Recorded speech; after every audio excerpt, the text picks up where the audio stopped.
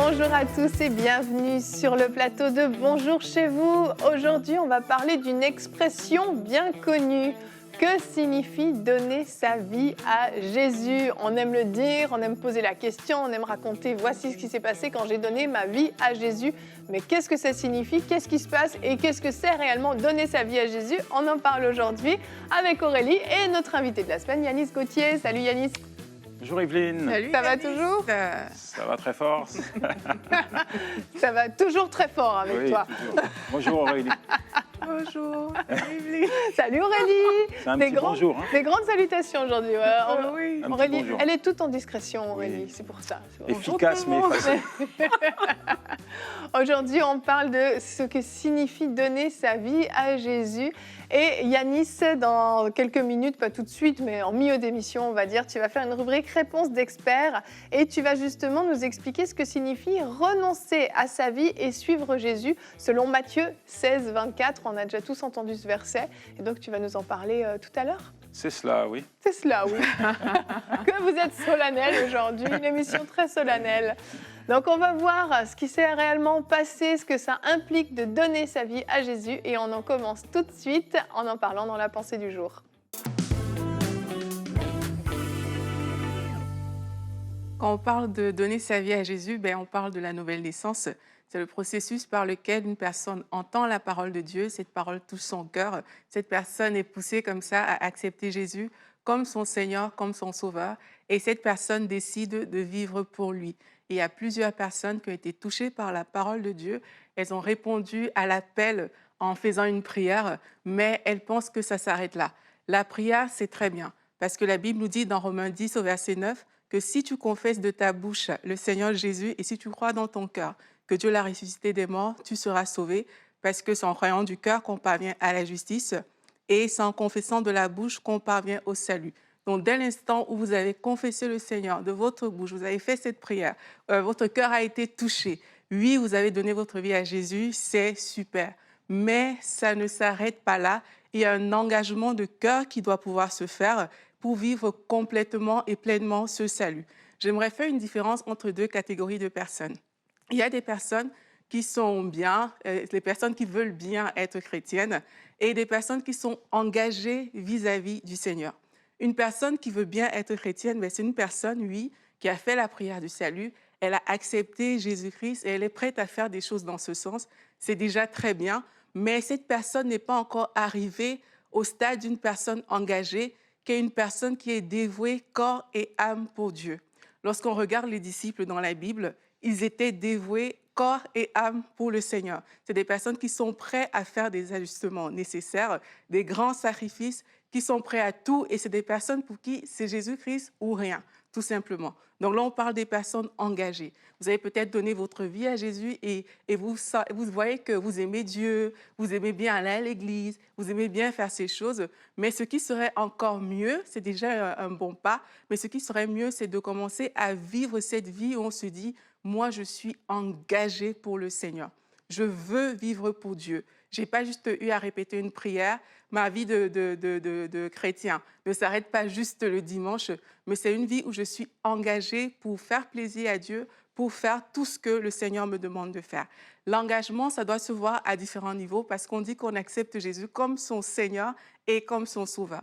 Donc, on doit être engagé par rapport au fait qu'on a vraiment été sauvé par Dieu. Pour moi, ça signifie quoi? Ça signifie tout simplement déjà de reconnaître qu'on était pécheurs, qu'on a vécu loin de lui et que lui, dans sa grâce, il nous a sauvés. Et c'est de reconnaître notre besoin de lui. Tu reconnais à quel point, s'il n'est pas là, tu es perdu. Tu reconnais qu'à la croix, Jésus-Christ, il a tout accompli. Il est la solution à tous les défis, tous les problèmes de ta vie. Et si jamais, et moi c'est ça que j'appelle l'engagement, si jamais il y a un défi, il y a quelque chose qui vient pour s'opposer à cette vérité de l'Évangile, tu dois pouvoir te tenir devant cette chose et dire « parce que moi, ma vie appartient à Jésus, tu n'as pas le droit d'être là ». C'est ça l'engagement. Et c'est pareil aussi pour le côté Seigneur. quand tu as accepté Jésus-Christ comme ton Seigneur, tu as accepté qu'il devienne le propriétaire exclusif de ta vie. En fait, tu as accepté que le Saint-Esprit devienne ton boss. Tu as accepté que ta volonté ne compte plus et que c'est sa volonté à lui qui compte. Et s'il y a des sacrifices que cela implique, ça implique renoncer à soi, renoncer au péché, renoncer au mal, renoncer à plusieurs choses. Ben, tu es prêt à te lever et dire « Oui, je veux renoncer parce que je suis engagé vis-à-vis de Dieu. » Amen. Merci Aurélie. On a souvent réduit la nouvelle naissance à une petite prière récitée, cette fameuse prière qu'on appelle la prière du salut, qu'on ne trouve pas réellement dans la Bible, mais bon, on applique ce que dit Romain, de croire dans son cœur et de confesser de sa bouche. Donc, ce n'est pas une mauvaise chose. Mais le problème, c'est qu'on dit aux gens, en fait, voilà, si tu récites cette prière, voilà, tu seras sauvé. C'est ça. Mais en fait, la prière en elle-même, les mots en eux-mêmes n'ont pas de poids s'il n'y a pas justement un engagement derrière cette parole, une réelle prise de conscience, une réelle repentance. Il y a quelque chose qui doit se passer. Quand on dit donner sa vie à Jésus, c'est donner. Moi, si je te dis, je ne sais pas Aurélie, je te donne ma tasse, je ne te donne pas juste un petit bout, puis tu ne peux pas boire dedans. Non, je te la donne entièrement, elle t'appartient, elle est à toi, et tu en fais ce que tu veux. Si tu veux la remplir avec du thé ou du café, c'est ton problème. Je ne vais plus venir te dire non, mets juste de l'eau dedans, parce que je te l'ai donné. C'est un mini-exemple que je donne là, mais en gros, c'est important de comprendre que donner sa vie à Jésus, c'est lui dire à partir de maintenant, ma vie ne m'appartient plus. Donc, Seigneur Jésus, fais ce que tu veux. Tu me dis d'aller à droite, je vais à droite. Tu me dis d'aller à gauche, je vais à gauche. Tu me dis de dire telle chose, je dis telle chose. Et c'est ça, c'est ses premiers pas. C'est pour ça qu'on appelle ça une nouvelle naissance. C'est ses premiers pas, tout comme un enfant à qui on va enseigner les béabas de la vie. On va lui apprendre à marcher, on va lui apprendre à parler, on va lui apprendre à partager, on va lui apprendre à être généreux, on va lui apprendre des choses. Et bien, c'est cette marche qui commence avec Dieu où on abandonne complètement notre vie entre ses mains, en fait. Tu as raison. Tu veux... Okay, bon. Ne vous battez pas, les amis, ne vous battez pas. Non, je vois qu'Aurélie Aurélie est remplie. Vas-y, déverse, Aurélie. En fait, je te rejoins complètement parce que plusieurs personnes, déjà, croient deux choses, qu'il s'agit juste de répéter la prière, et d'autres personnes croient qu'il s'agit, que c'est comme une amélioration de l'ancienne vie que tu menais avant de donner ta vie à Christ. Mais la vérité, c'est que la parole de Dieu, en fait, nous dit que Jésus devient ton Seigneur, il devient ton Sauveur. Ouais. Et ça, le mot Seigneur, beaucoup de gens ont du mal avec ça. Exact. Parce qu'il y a quand même une notion de dépendance derrière. Et quand on parle déjà de dépendance à Dieu, vu que jusqu'à présent, personne n'a donné sa vie à Christ étant bébé quand il est sorti dans le ventre de sa mère, mais jusqu'à présent, les gens ont été habitués à vivre un certain style de vie. Et la notion de dépendance fait en sorte que tu dois désapprendre tout ce que tu as appris jusque-là. Et tu dois comme recommencer à zéro. Comme tu parlais du bébé tout à l'heure, tu dois recommencer avec des bases qui te viennent de Dieu et plus ce que ton âme a emmagasiné tout au long de ces années avant que tu ne donnes ta vie au Seigneur. Et c'est souvent ça qui est difficile, c'est que les gens veulent continuer à vivre la vie qu'ils ont vécue jusque-là, mais en ayant juste Jésus comme un plus, comme OK, ça fait partie du package et tout, mais ici, il s'agit de dire non, si j'ai donné ma vie à Christ, moi, j'ai souvent l'habitude de dire, Aurélie, tu dois dire non à Aurélie. Tu dois apprendre à faire ça. Il faut que là où tu avais cette tendance à peut-être vouloir marcher par la chair, à faire les choses qui ne correspondent pas à la volonté de Dieu, il faut que dès l'instant où cette pensée vienne, tu puisses dire non, je choisis de faire ce que Christ aurait fait. Mais pour ça, ça prend connaître la volonté de Dieu. Ouais. Ça prend une discipline au niveau de la vie chrétienne, la méditation de la Bible et tout, parce que c'est comme ça qu'on est renouvelé et c'est comme ça qu'on peut vivre cette nouvelle naissance. Exact. Ça va peut-être choquer ce que je vais dire, mais je crois réellement que la méthode qu'on emploie, trop classique, de justement juste faire répéter une petite prière, a fait des fausses conversions. Et vraiment, c'est extrêmement important, parce que dès le moment où on fait répéter la prière à quelqu'un j'ai entendu des fois des histoires, des personnes qui avaient plus ou moins envie, mais qu'on dit, bon, ok, je veux bien la faire, ta prière, si tu veux, et après tu me laisses tranquille. Et voilà, maintenant que tu as fait cette prière, gloire à Dieu, tu es au ciel, tu es sauvé, mais c'est plus que ça en fait. Il y a la notion d'engagement, il y a la notion de renoncement dont tu parleras tout à l'heure, de vraiment se donner entièrement à Dieu et de plus rien garder pour soi. Et il faut vraiment faire attention. Je ne dis pas qu'il faut arrêter les appels au salut et la prière du salut. Je n'ai absolument pas dit ça, qu'on ne mette pas ça dans ma bouche. Mais il faut s'assurer que les gens comprennent même déjà ce que ça signifie. C'est ça. C'est qu'il y a réellement cette notion d'engagement dont tu parles. Et c'est pas un jeu, en fait. C'est pas juste une formule magique qui suffit de réciter, puis pouf, il se passe quelque chose. Il y a quelque chose de vraiment beaucoup plus fort derrière. Je suis sûre que Yanis a déjà envie de faire sa réponse d'expert Oui, non, pour mais parler du sujet. j'écoute un petit peu ce que vous partagez. C'est plein de belles vérités. Je pense que devenir chrétien, ce n'est pas un effet de mode. Il y a beaucoup de personnes qui le sont parce qu'ils sont nés dans une famille chrétienne, donc qui suivent un peu le mouvement. Ou alors quand on voit des stars, je ne vais pas citer les noms, qui tout à coup donnent leur vie à Jésus-Christ, un effet de mode. C'est beaucoup plus que ça. Le résultat, on le voit, il est probant. Ouais. C'est qu'on a des chrétiens, mais on n'a pas de croyants. On a des gens qui croient en Dieu, mais qui ne croient pas en lui. Je m'explique. Tu peux croire en Dieu sans croire en lui. Pourquoi ? Parce que quand tu t'engages avec Dieu, quand tu donnes ta vie à Jésus-Christ et que tu ouvres la Bible, eh bien, la Bible te montre également les engagements de Dieu vis-à-vis de toi.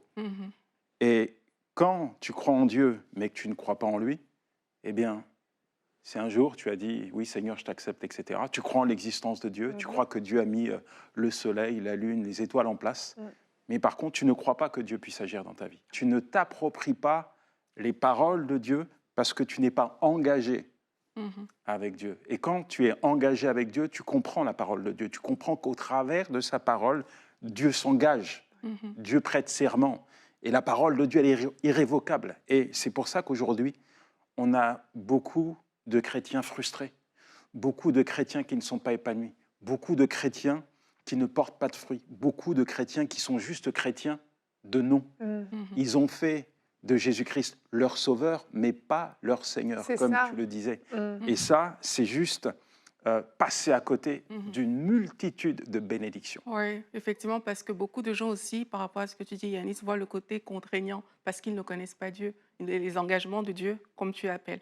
Mais quand tu sais que tu as confié ta vie, il est devenu le propriétaire de ta vie, mais ça devrait te réjouir, en fait. Tu es gagnant à 10 000 %. Amen. Et il y a des gens comme ça que parce qu'ils n'arrivent pas à le réaliser, ils n'arrivent pas non plus à s'engager. Parce que dès l'instant où je prends par exemple le cas de, je ne sais pas, un problème financier.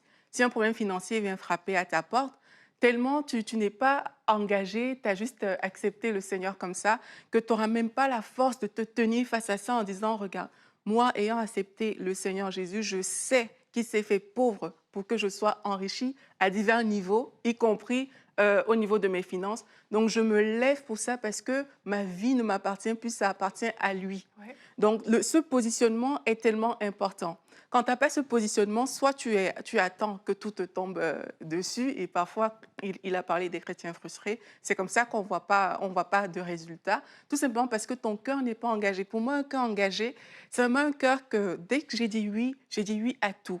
J'ai dit oui à tout ce qui s'est passé à la croix pour moi. J'ai dit oui à tout ce qui est dans la Bible que le Seigneur veut pour moi. J'ai aussi dit oui à tout ce que je dois faire, à tous les sacrifices que je dois consentir. Et c'est ce qu'on voit avec les disciples. C'est que quand ils ont dit oui, ils étaient même prêts à mourir, en fait. Et c'est ce oui qui manque souvent aujourd'hui. C'est peu importe les défis. Si quelqu'un vient me dire, me charrier, j'ai envie de dire, sur ma foi chrétienne, je dois être capable de me tenir devant cette personne et ne pas avoir honte parce que j'ai dit oui. Et c'est ce oui qu'on recherche. Ce n'est pas un oui juste « Ah, ok, je veux bien » et tout. Mais c'est le oui qui prend tout. Je prends tout ce qui est bon, je prends tout ce qui me paraît moins bon, mais avec Dieu, tout est bon en fait. Même les choses qui nous paraissent contraignantes, c'est pour notre bien. Ouais. Donc c'est ce oui qu'il faut pour parler de nouvelle naissance. Ouais.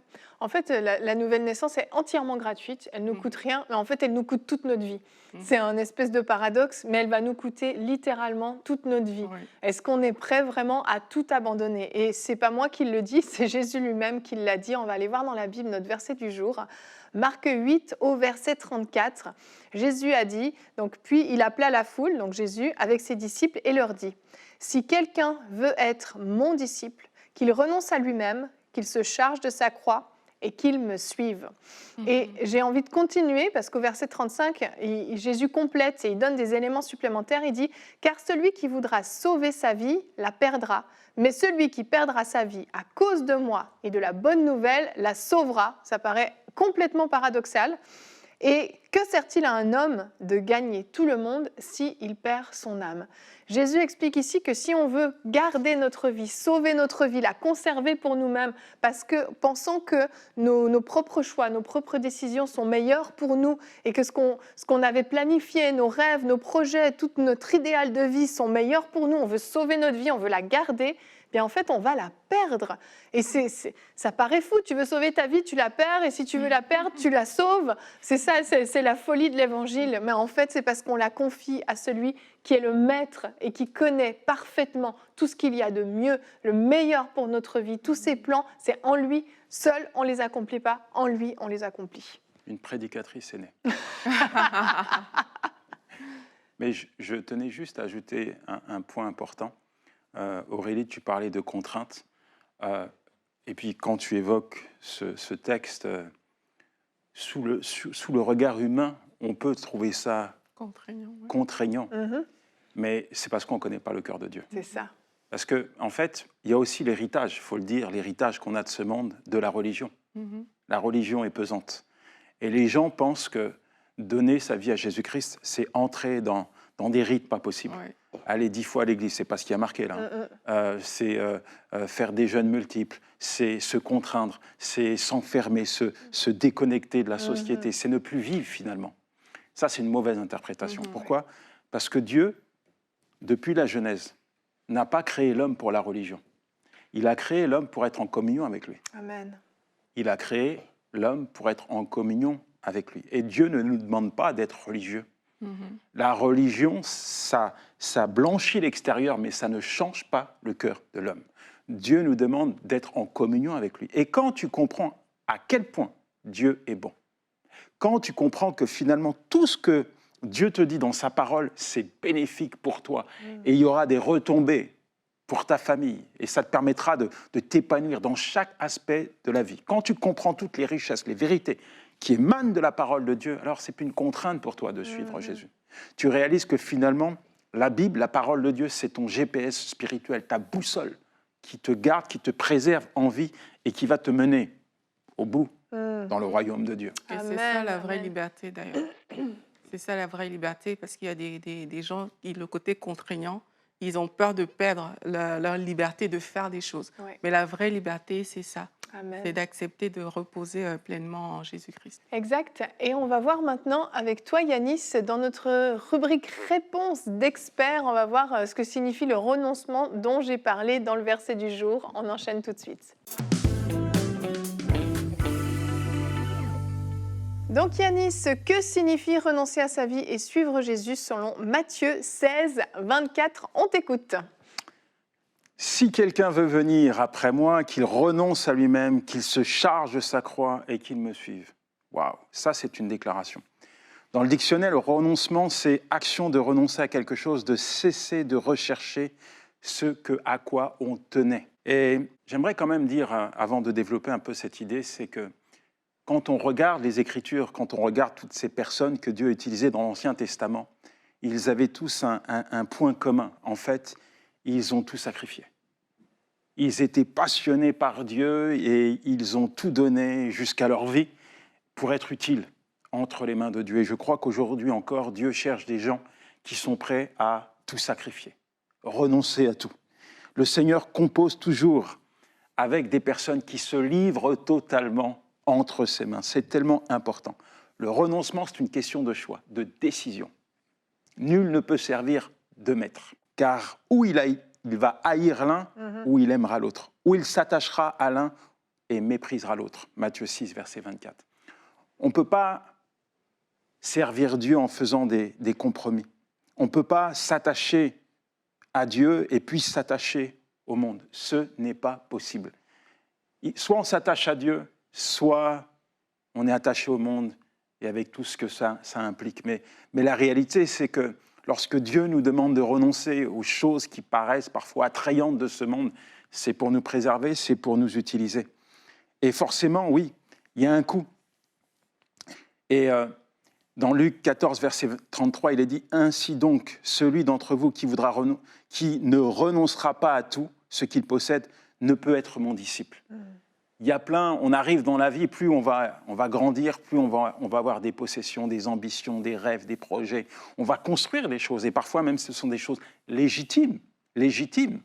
Et quand Dieu entre en scène, quand Dieu nous demande de faire des choix, parfois ces choix vont à l'encontre de ce que nous souhaitons. Parfois, nous ne comprenons pas les vérités que renferme la parole de Dieu. C'est vrai, moi j'ai commencé à servir le Seigneur et je me disais, je veux construire telle chose, j'aimerais amener à maturité tel projet, et puis ce projet me permettra de vivre correctement. Et puis Dieu entre en scène et Dieu me dit, Yanis, il faut abandonner tes projets. Oui, mais comment je vais faire? Il faut que tu me suives. Oui, mais j'ai besoin d'argent, il faut que ma famille vive. Il y a plein de questions, il y a plein de... Mais je ne comprends pas pourquoi. Alors, ce que je veux mettre en place, ça va être bénéfique pour ma famille, mais je pourrais également te servir avec ça. Mais en fait, il y a une chose qui, derrière ça, est importante de comprendre, c'est que quand Dieu entre dans une vie, il veut être le Seigneur de ta vie. Ouais. Il veut que son nom et son nom seul soient glorifiés au travers de tout ce qu'il va faire dans ta vie. Quand on parle d'Abraham, par exemple, Abraham, c'est le père de la foi. Mais on voit qu'il y a des choses qu'Abraham n'a pas compris tout de suite. En fait, la foi d'Abraham est arrivée à maturité au moment où Dieu va lui demander son fils.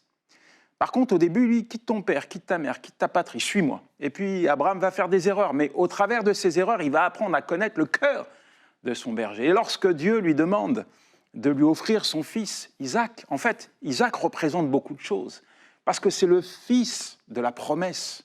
C'est au travers d'Isaac qu'Abraham va avoir une postérité. Pour Abraham, Isaac, c'est tout. Mm-hmm. Et ce Isaac, pour toi, ça peut représenter ton rêve. Ce Isaac, pour toi, c'est peut-être ton compte en banque.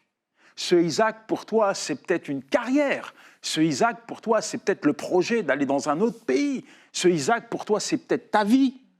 Et puis on voit que, finalement, lorsque Dieu lui lance ce défi, sa foi arrive à son apogée, à son paroxysme. Il va dire à ses serviteurs, « Attendez, nous allons monter, nous allons adorer et nous allons revenir. » Alors que Dieu lui avait dit, « Monte en haut et puis offre-moi ton fils. » Il dit à ses serviteurs, « Nous allons monter et nous allons revenir. » Pourquoi il dit ça? Parce qu'à cet instant, Abraham était convaincu que même s'il offrait son fils en sacrifice, Dieu était assez puissant pour le ramener à la vie, Amen. Pour le ressusciter. Alors, ce que je suis en train de dire, c'est que même si parfois tu as l'impression de renoncer à quelque chose, dans la main de Dieu, il n'y a rien qui meurt. Il n'y a rien qui meurt dans la main de Dieu. Certes, le sacrifice peut avoir un coût à tes yeux, mais ce que Dieu va te donner va au-delà de ce coût. Ouais. Dieu sera te donner au-delà, bien plus que ce que tu vas lui donner. Et c'est tellement beau de voir une personne qui marche avec Dieu et qui a renoncé à tout. Il arrête de discuter, de tergiverser quand Dieu lui demande quelque chose. C'est une évidence. Aujourd'hui, on parle de dîmes, on est en train de convaincre des chrétiens de semer dans le royaume de Dieu, de semer pour la promulgation de l'Évangile, de semer pour que des églises prennent place. On en est encore là. Mais si on est encore en train de discuter, à savoir, est-ce qu'on doit donner 10%, est-ce qu'on doit donner 20%, ça veut dire que nous sommes encore des bébés spirituels. Parce que ce n'est même pas une question de dîme, c'est une question d'appartenance. Si j'appartiens à Dieu, alors tout ce que j'ai appartient à Dieu. Tout ce que j'ai, eh bien, Dieu l'utilise comme il le veut. C'est tellement important et c'est tellement beau de voir que ce que Dieu nous demande de faire, c'est juste bénéfique pour nous. Alors, dans ce monde, on est confronté à pas mal de directives. Par exemple, l'homme avide de plaisir va dire aux gens « mais amusez-vous ». Le professeur va dire à ses élèves « instruisez-vous ». L'artiste dira « exprimez-vous ». Le philosophe va dire « connais-toi toi-même ». Mais Jésus-Christ, lui, dit « renonce à toi-même ». Renonce à toi-même. Alors, dans Romains 12, verset 1, « Je vous exhorte donc, frères, par les compassions de Dieu, à offrir votre corps comme un sacrifice vivant, saint et agréable à Dieu, ce qui sera de votre part un culte raisonnable. » Un renoncement total implique une soumission totale, sans compromis. Ouais.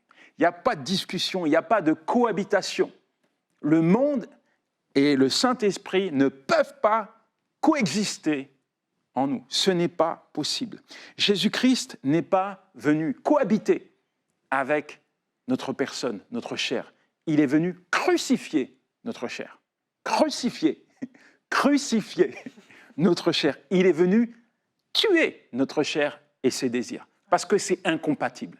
Et lorsque tu reçois la parole de Dieu dans la chair, tu ne peux pas comprendre cette parole. Tu ne peux pas comprendre le principe du sacrifice, du renoncement. Ce n'est pas possible. Voilà pourquoi nous sommes appelés à recevoir et à concevoir la parole de Dieu avec l'Esprit de Dieu qui nous enseigne et qui nous guide.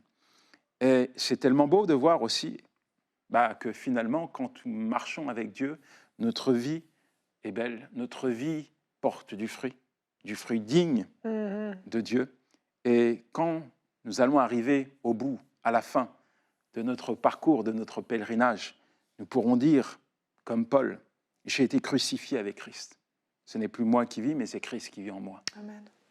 Tout au long de notre vie, nous sommes appelés à faire des introspections pour voir si finalement c'est moi ou c'est Christ qui vit en moi. Voilà pourquoi il est important que chaque jour, nous puissions nous mettre devant Dieu, nous examiner. Quand tu lis la Bible te lit. La Bible te voit, la Bible te regarde. La parole de Dieu, elle vient là nous révéler tout ce qui ne va pas. Alors c'est une question importante. Est-ce qu'aujourd'hui, vous pouvez dire comme Paul, j'ai été crucifié? C'est plus moi qui vis, mais c'est Christ qui vit en moi. J'ai été crucifié avec Christ. Parce que là est notre destinée finalement. Ouais. Notre destinée est dans la main de Dieu et nous sommes chaque jour appelés à nous offrir comme des sacrifices vivants. Et ça sera un culte raisonnable, sain et agréable pour le Seigneur. Amen. Merci Yanis. Ah, il y en a qui sont en train de se dire « Aïe, aïe, aïe, j'ai des Isaac dans ma vie, j'ai des Isaac. » Et j'ai même envie de compléter ta liste de Isaac pour aider nos amis à la maison. Un Isaac, ça peut être une relation, un petit copain, une petite copine. Ça peut être même des fois des amitiés. Les Isaac, ça peut être, oui, tu as parlé des rêves, tu as parlé des projets. Ça peut être vraiment une destinée qui est déjà toute tracée. Il y a vraiment des choses auxquelles nous devons renoncer pour que le plan de Dieu puisse s'accomplir pleinement en nous. Et chacun d'entre nous, quand on a décidé de suivre le Seigneur, on a renoncé à des choses et c'est tous différents. Tu ne peux pas prendre le modèle de un et l'appliquer sur ta vie, c'est tous différents. Mais on a tous, nous trois autour de cette table, en tête des choses auxquelles on a dû renoncer, des choses plus ou moins difficiles à lâcher. Parfois, il y en a une qui a été plus longue à lâcher, on s'est accroché après parce qu'on a dit « Ah, je vais y arriver, c'est compatible », mais ce n'est pas compatible.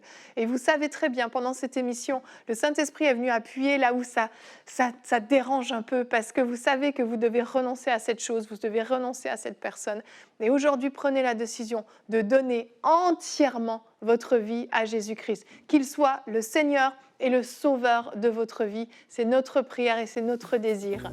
Merci beaucoup Yanis. Tu es avec nous demain encore. On va continuer cette mini-série qu'on a commencée aujourd'hui. On va parler de se laisser transformer par Christ parce que la nouvelle naissance implique une transformation immédiate mais aussi qui va se continuer dans les mois, dans les années à venir jusqu'à ce qu'on aille le rejoindre.